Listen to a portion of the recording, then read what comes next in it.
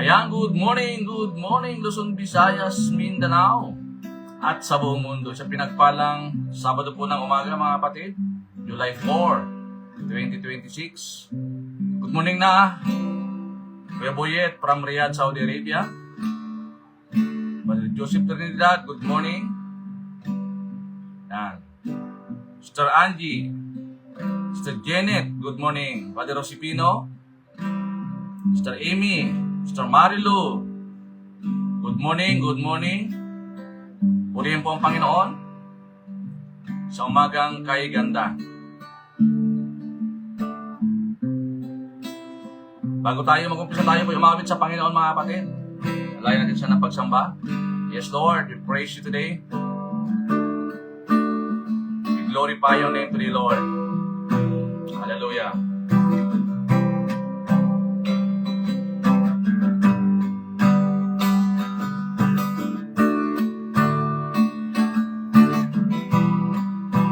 Found me in my darkest hour. Gave me hope and gave me life. You give a love that's greater. You lead me out of darkness and into your light. I was blind but now I see. Mercy has set me free. The favor all around me, radical love has found me. Now I see. Take my heart, Lord, it is yours. Oh, it is yours. Oh, it is yours. Take my life, Lord, it is yours. Oh, it is yours. Oh, it is yours. No one else can save my soul. No one else can make me whole.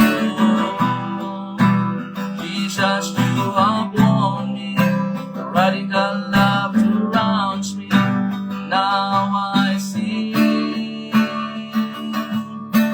Take my heart, Lord, it is yours. Oh, it is yours. Oh, it is yours. Yes, Lord. And take my life, Lord, it is yours. Oh, it is yours. Oh, it is yours. Hallelujah. Yes, Lord, we praise you. Hallelujah, Jesus. And I was blind, but now I see. Your mercy has set me free. Your favor all around me. Your radical love has found me. Now I see. Take my heart, Lord, it is yours. Sa iyo, Panginoon, ang iyong puso. It yours. Oh, it is yours. And take my life, Lord, it is yours. Sa iyo, ang aming buhay. It is yours. Oh, it is yours. Lord, karapat-dapat po kayo tumanggap ng pagsamba sa umagang ito. Hallelujah. Minsan pa, Panginoon, kami po'y lumalapit sa iyong harapan. We acknowledge that apart from you, we are nothing. Forgive us, Lord, and purify us, your people, O God, today. Hallelujah. Thank you, God, for thy forgiveness. Thank you, Lord, for the blood of Jesus. Amang Diyos, amin pong pinagkakatiwala ang daily vibrant word sa mga ito, God. Lord, ikaw po manguna. Lord God, sa amin pong maikling daily devotion sa umagang ito, Lord God. Pagharian niyo po kami, Panginoon Diyos. Tango lamang ako sa iyong likuran, Lord. At ikaw po maghari, Diyos. Pinupuri ka namin, pinasalamatan. Dalangin ko, ng salita, Lord, will not come back empty and void, but it will be accomplished, the very purpose, Panginoon. Bakit mo ito binigay sa amin? Thank you, Holy Spirit. Thank you, Panginoon Jesus. Sa pangalan po ni Jesus. Amen. Ayan, magandang morning na sa bawat isa. Pastor Perseus, good morning. Sino pa ba? Sister Alicia, good morning. Ayan. Sister Namoko, Jocelyn, good morning. Pastor John Vilas, Jan Salubang, magandang morning. Tatay Erning, good morning, good morning. Yan. Good morning na sa lahat ng mga naka-online na. And without further ado, tayo na po mag-proceed sa ating pong pag-uusapan ngayong umaga. Yung series na aking pong tatalakay about walking closely with God.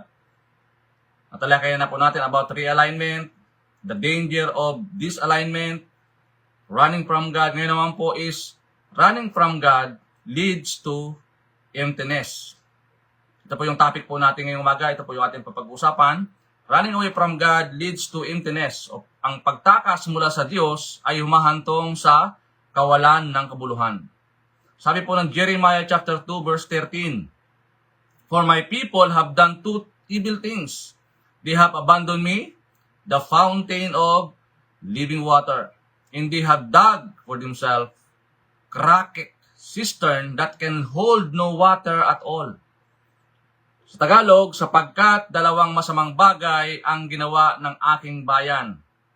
Iniwan nila ako, ang bukal na tubig na nagbibigay buhay. At humukay sila para sa kanilang sarili ng mga sirang imbakan ng tubig na hindi makapag-ipon ng kahit katiting na tubig. Yan, purihin po ang pagkabasa na nakilang salita ng Panginoon. Ang ating pong pag-usapang ngayong umaga is running away from God leads to emptiness. Malinaw po mga kapatid na sabi to every attempt to find fulfillment apart from God eventually leaves us empty. Kaya marami mga tao na hindi mahanap yung purpose why they are exist in this world. At mayroon ka pang maririnig yung you only live once. Minsan lang mabuhay. Di ba? Magpakasasa sa kasamaan. Gawin na yung mga masasamang bagay dahil minsan lang naman nabubuhay ang tao. Maling kaisipan, no? May mga panahon sa buhay natin na akala natin mas magiging masaya tayo kapag sinunod natin ang sarili nating kagustuhan kaysa sa kalooban ng Diyos. Kaya nga, ang pinaka bottom line in result is emptiness. Laging mayroong kakulangan, kawalan ng kabuluhan.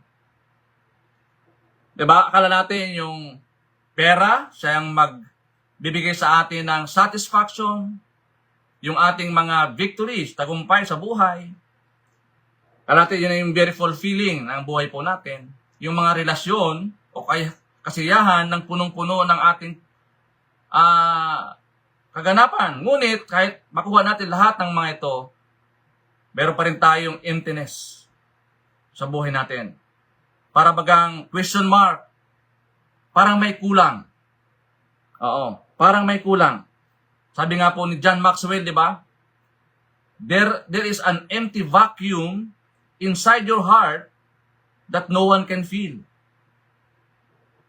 Kasi nga, only Lord can fill. Di ba? Salamat po sa ating pong masugid na nagbibigay po ng star. Yan. Thank you po sa inyo. Dahil ang puso ng tao ay nilikha para sa Diyos, kaya kapag tayo tumatakbo palayo sa Kanya, hindi lang tayo nawawala ng direksyon. Unti-unti tayong nagiging walang laman ng ating pong puso. There is emptiness. Di ba? Akala natin, parang nag-church naman ako tuwing Sunday.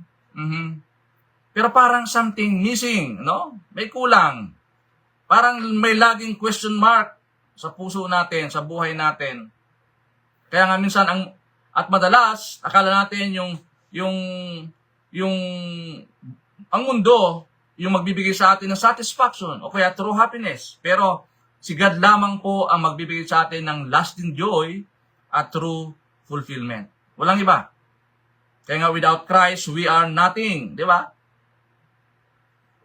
Siya lamang po ang siyang makakapagpuno doon sa emptiness ng puso natin. I remember si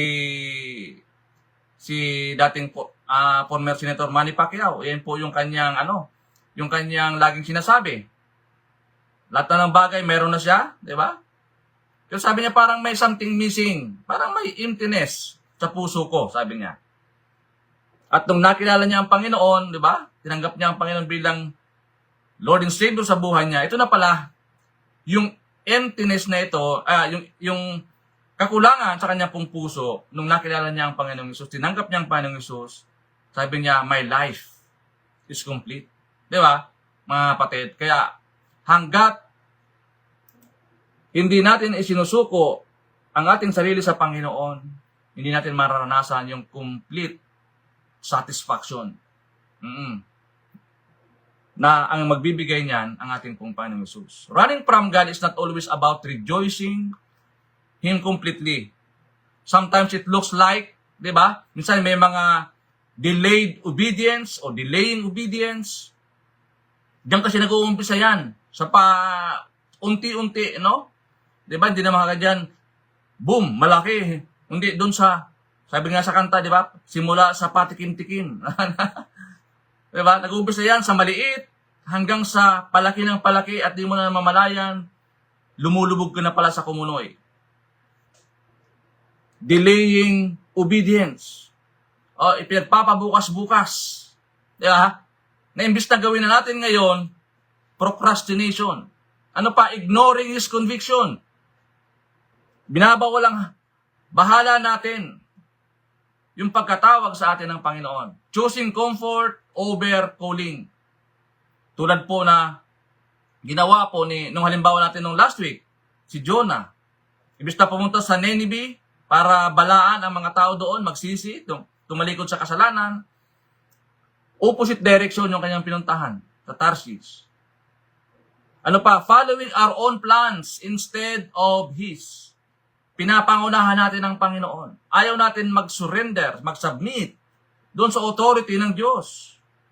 Kaya nga ang bottom line, mga kapatid, unfulfilled. Ano pa? Remaining silent when He tells us to speak.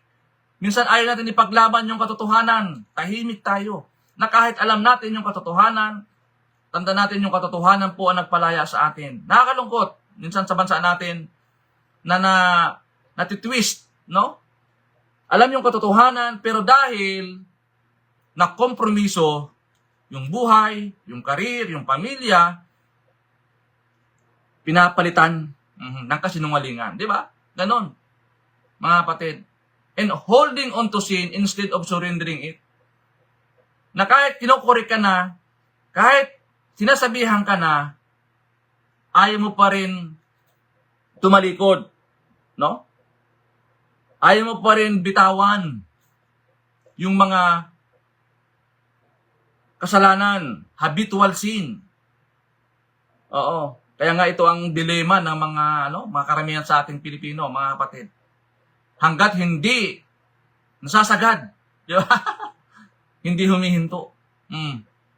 Which is alam naman nila yung kanyang ginagawa, pero hanggat hindi nasasagad, no? Hindi ayaw huminto. Di ba? Holding on to sin instead of surrendering it. Di ba, mga kapatid? Tanda natin na everything is laid bare, no? Lahat ay alam ng Diyos. Wala tayong may kukubli sa kanyang harapan at meron pong pagsusulit, no, mga kapatid. Jonah believed he could escape God's assignment by sailing into the opposite direction. Tulad ng ating pong sinabi, no matter how far he traveled, God was already there. Wala nga siyang, wala siyang kawala eh. Kahit sa pumunta, di ba ha? Nandun ang Panginoon. And many believers today are like Jonah. They love God, laging sinasabi, mahal ko ang Panginoon, pero ayaw naman kilalanin si Jesus. Gustong pumunta sa langit, pero ayaw naman tanggapin ang ating Panginoong Jesus, mga kapatid. But they are running from His purpose. Hindi enough. Oo. Yung lagi din sinasabi, nag-attend naman ako ng church. Nagpipray naman ako. Nagbabasa naman ako ng Bible. And yet, they resist the very thing God has called them to do. Si Lord very specific. Very intentional ang Panginoon. Kapag sinabi niya, gagawin niya. Running from God never brings freedom.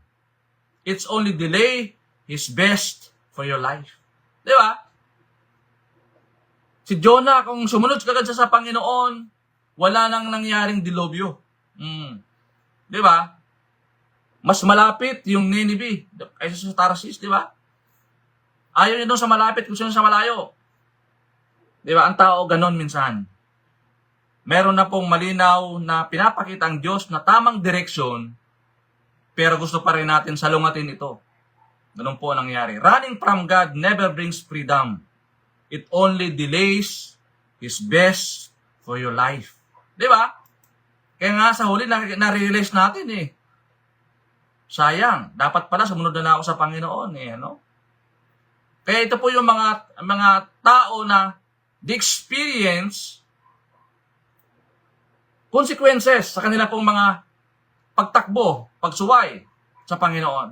Alam naman din si Jonah, run from God because of fear and prejudice, experience discipline. Anong ginawa ng Lord? He returned to obedience. Bumalik siya, pinabalik siya doon.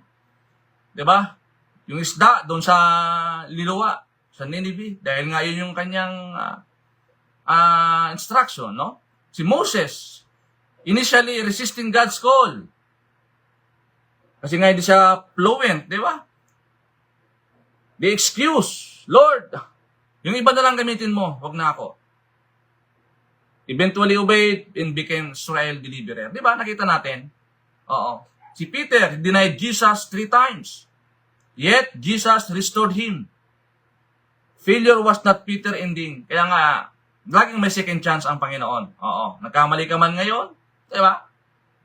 Sipin mo na laging si Lord may second chance. Yung prodigal son, di ba? Run away from his father, lost everything, and napag-isip-isip, no? Bumalik yung ulirat, bumalik sa tahanan ng Ama. At winilcome po siya, hindi naman po si tinaboy. Winilcome, mga kapatid. Madalas tayo po tulad nitong the prodigal son. Oo. Mga kapatid. Ano po yung mga sign you may be running from God? May mga sign yan siyempre, hindi naman yan biglaan. Sabi ko nga kanina, paunti-unti yan, no? Nag-umpisa yan sa patikim-tikim, sa maliit, hanggang sa palaki ng palaki. At ngayon, nilalamon ka na pala. You feel spiritually dry. May spiritual dryness. Wala ka ng appetite. Oo, dati ang saya-saya, excited lagi. Pag may prayer meeting, may Bible study, may discipleship, training, excited. Ngayon po, dry na dry. Ayaw gumising ng maaga. Di ba? Ayaw nang tumayo at mag-pray. Ano na, yung prayer, nagiging burden na. Imbis na blessing, nagiging burden. Kasi Lord, wala naman nangyayari. Di ba? Ganon. Ano pa, worship feels routine. Parang obligation na lang. Hindi na commitment. Di ba? Ano pa? You constantly seek satisfaction in temporary things. You only live once. YOLO. You only live once. Nagpapalit yung eternal dun sa temporary. You feel successful but not fulfilled. Ito marami mga tao. Kasi nga mayroon pong kakulangan. May kawalan ng kabuluhan. There's emptiness, mga kapatid, kapag wala si Jesus sa ating pong buhay. You know God is calling you, but you keep on delaying. Diba? Yung karamihan. Alam mo naman may calling ka, alam mo naman na may instruction ng Panginoon sa iyo, and yet, i-delay mo yan hanggang sa makalimot ka na at hindi mo na nasunod. yung kalooban ng Diyos. So ano po ang puntos natin ngayong umaga mga kapatid? Number 1, kapag lumalayo ka sa Diyos, lumalayo ka rin sa pinagmumulan ng buhay. Diba mga kapatid? Tingnan natin, ano sabi dun sa binasa natin na verse? They have abandoned me, the fountain of living water. Diba? Kaya ano nangyayari? Kapag wala sa Panginoon, mapapariwara po tayo. Kakaroon tayo ng malalim na kakulangan, no? When you drift away from God, you also drift away from the source of life. Oo mga kapatid, kaya huwag tayo magtaka. Pag sinabi siyang spring of water, o spring of living water, ito ay nagsisimbolo ng buhay, di ba? It symbolize life, vitality, no? May buhay, living water. At kapag umihiwalay tayo dun sa bukal na tubig, natural, matutuyo ang ating spiritual life. Kaya nga, kapag lumalayo ka sa Diyos, lumalayo ka rin sa pinagmumulan ng buhay. At hindi rin po sapat, no? Na, sabi po ng Bible, di ba? Na kahit meron ka na lahat sa buhay mo, kung wala kang Kristo sa buhay mo, empty pa rin ang buhay mo. Hindi tayo empty dahil kulang tayo sa material na bagay, empty tayo kapag kulang tayo sa presensya ng Diyos. Kaya nga dapat may love tayo talaga eh. May love tayo sa presensya ng Diyos. Oo, mga kapatid. Na kahit mahirap gumising, di ba? Dahil excited ka sa araw-araw, daily vibrant word, 5 o'clock in the morning, excited ka. At meron kang kagalakan sa puso mo. Kasi nga, naroon ka, nakapaloob ka, doon sa nagbibigay ng buhay. Okay, number 2, ang kasalanan ay nangangako ng saya, pero nagtatapos sa kawalan. Sin promises pleasure, but ends in emptiness. Patibong ni Satan. Hebrews 11:25, he chose to share the oppression of God's people instead of enjoying the fleeting pleasures of sin. Yung panandalian, di ba? Wala namang nakakita o kailan. Di ba? Na kahit nagkamali na, ayaw pa rin aminin. Nahuli na nga sa bibig, ayaw pa rin aminin. Di ba? Mga kapatid, marami pong ganong tao. Dahil yung kasalanan, patibong yan. Nagbibigay yan ng temporary. Kapag nag-grab mo yung opportunity, siyempre, nagtatapos yan sa kawalan. Nagtatapos yan sa emptiness lagi. Oo. Ano pa? Yung tubig, di ba? Isang illustration dito, di ba? Yung tubig alat. Kapag umiinom ka nito, nawawala yung yung uhaw. Pero yung habang umiinom ka, lalo kang nauuhaw. Kasi nga, maalat. Ganito rin ang kasalanan. Habang hinahabol mo ito, lalo kang nagiging empty. Di ba mga kapatid? Okay, number 3, ang paglayo sa Diyos ay nauuwi sa spiritual na gutom. Drifting away from God leads to spiritual hunger. Yung example natin, yung prodigal son. Di ba? Umalis siya sa bahay ng kanyang ama. Akala niya doon niya na makikita yung tunay na kalayaan. Tunay na satisfaction sa buhay. Nagpakalayo-layo. Kinuha yung mana, nagpakalayo-layo. Ginastos lahat, winaldas lahat. Nag-enjoy. Siyempre sa umpisa, masaya eh. Kasi meron pa. Pero dumating ang pagkataon na siya ay nagutom. Mayroong tagutom. Naubos yung pera. Kaya nga ang pera, naubos yan eh. Oo. Pero yung presensya ng Diyos, laging available. Di ba? Nawala na ng kaibigan. Kasi ang minsan ng mga kaibigan, pag meron ka, doon lang sila. Pero pag wala ka, nawala na rin sila eh. Nawalan siya ng dignidad. At dumating siya sa puntong gusto niyang kainin pati pagkain ng baboy. Kumbaga, mga kapatid, nag-isip-isip. Oho. Kaya lang sumagad na siya eh. Diba? Naranasan niya na yung pinaka mahirap na sitwasyon. Diba? papakita lamang ito na ang tao, meron talagang pagpipili. Oh. May mga pagpipili. Kaya pa nagkamali tayo ng pagpipili, di ba? Alam naman natin yung consequences ng mga maling pagpipili sa buhay po natin. Ano po yung pang-apat? Walang makakapuno sa puso mo maliban kay Jesus. Nothing can fill your heart except Jesus. Kaya nga yung empty vacuum na yon sa loob ng ating pong puso, siya yung pumuno, si Jesus. Di ba? Siya na po yung driver ng ating buhay. Lahat ng ginagawa natin, sinasangguhin natin sa Panginoon. Di ba? Kasi alam natin, siya na yung driver ng buhay natin. Ano sabi doon sa John chapter 44 verse 13 to 14, yung Samaritan women? Yung na-encounter ng Panginoon yung Samaritan women, di ba? Kaya sabi po ng Panginoon, yung tubig na inumin mo, mauuhaw ka muli. Pero yung tubig na ibibigay ko sa iyo, hindi ka na mauuhaw ng muli. Whoever drinks the water I gave, them will never thirst. Eternal. Di ba? Na kapatid, kailangan natin yung eternal.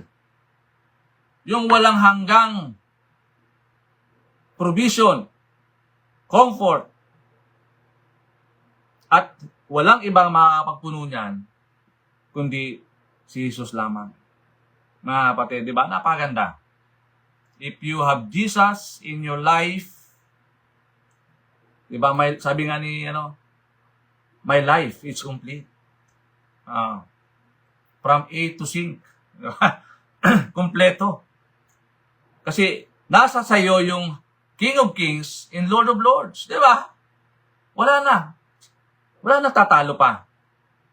May Diyos ka na handang sumaklulo, tumugon sa lahat ng pagkakataon. Kaya kailangan natin ng relasyon.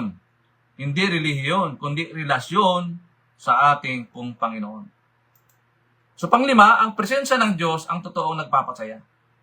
Psalm 16 verse 11, in your presence there is always a fullness of joy. Sa presensya ng Diyos, meron pong kasiyahan.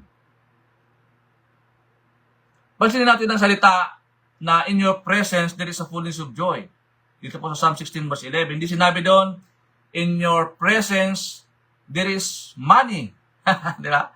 Hindi sinabi there is success o there is popularity. Kundi in your presence there is fullness of joy. Ibig sabihin, ang tunay na kagalakan ay hindi nakikita sa mga bagay. Nakikita ito sa presensya ng Diyos. Di ba? We are the children of God. The exact representation. Tayo po yon, mga kapatid. Ito po yung ating Christ identity. Napakaganda, no? So, paano natin i-apply ang mga bagay nito? Number one, siyempre, bumalik ka sa Diyos. Yun lang naman eh. Napalayo ka, diba? Nag-disobey ka, nagrebelde ka sa Panginoon, bumalik ka. Come near to God and He will come near to you. Hindi ka kailangan masyadong malayo para tanggapin muli ng Diyos. Yung pundigasan, di ba? Bumalik, tinanggap.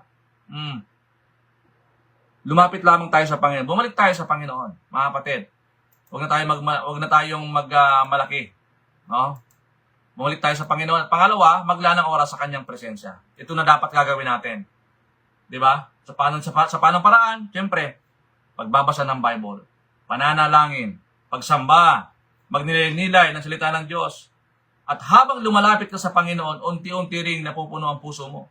Di ba? Nakikita natin na very fulfilling kapag tayo ay nasa presensya ng Panginoon. Unti-unti, mga kapatid, napupuno. Oo. At hindi napupuno, nag-overflow pa. Yung joy. Kasi nga, babad ka sa presensya ng Diyos. Amen po? So, pangatlo, hanapin muna ang Diyos bago ang lahat. Seek first.